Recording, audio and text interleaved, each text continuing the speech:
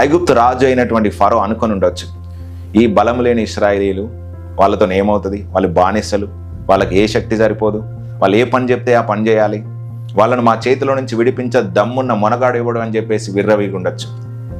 అందుకే మీరేం చేసుకుంటారో చేసుకోపోండి అని చెప్పేసి నానా సార్లు కూడా ఇశ్రాయేలు ప్రజలను కించపరిచి హేళన చేసి అవమానపరిచిన సందర్భాలు ఎన్నో ఉన్నాయి. అదేవిధంగా ఐగుప్తు యొక్క అధికారులు ఇశ్రాయేలు చేత కఠినమైన సేవ చేయించుకున్నారు. అయినప్పటికీ ఏ ఒక్కడు కూడా వెనుదిరిగి వ్యతిరేకంగా మాట్లాడలేకపోయాడు.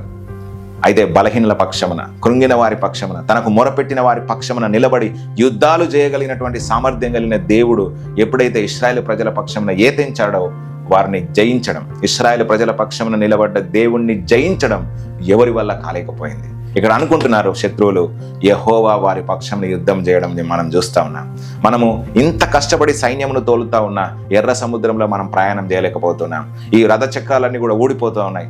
ఒక రథం చక్రం ఊడిపోతే ఇంకొక చక్రం ఊడిపోతా ఉంది, ఊడిపోయి సెడి చేసుకునే లోపు ఇంకొకటి ఊడిపోతా ఉంది. వాళ్ళకి అర్థమైపోయింది ఇంకా మనం యుద్ధం చేయడం అసలు మన వల్ల కాదు అని చెప్పేసి అనుకున్నారు. అంతలోనే ఆ సైన్యం అంతా కూడా ఆ నీళ్ళలో చనిపోయినట్టుగా మనం చూస్తా ఉన్నాం. కాబట్టి ఈరోజు శత్రువు నీ వెనక పడవచ్చు, సాతాను ఒకవేళ నిన్ను తరమాలని చూడొచ్చు, లేకపోతే మనుషులు నీకు వ్యతిరేకంగా అనుకోవచ్చు, లేకపోతే ఎవడో నిన్ను నాశనం చేయాలని చెప్పేసి నీ వెనక పడవచ్చు.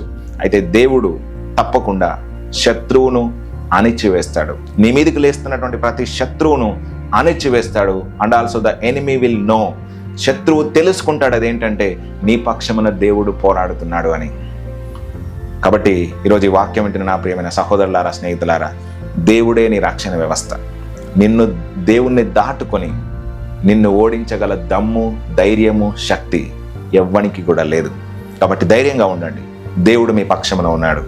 దేవుడు మన పక్షమున ఉండగా మనకు విరోధి ఎవడు అని చెప్పేసి వాక్యంలో రాయబడింది. కాబట్టి ఆయన మన పక్షమున ఉన్నాడు. కాబట్టి మనం ఈరోజు ధైర్యంగా జీవించాల్సిన అవసరం ఉంది అనేది ఈ సమయంలో నేను జ్ఞాపకం చేస్తా ఉన్నాను.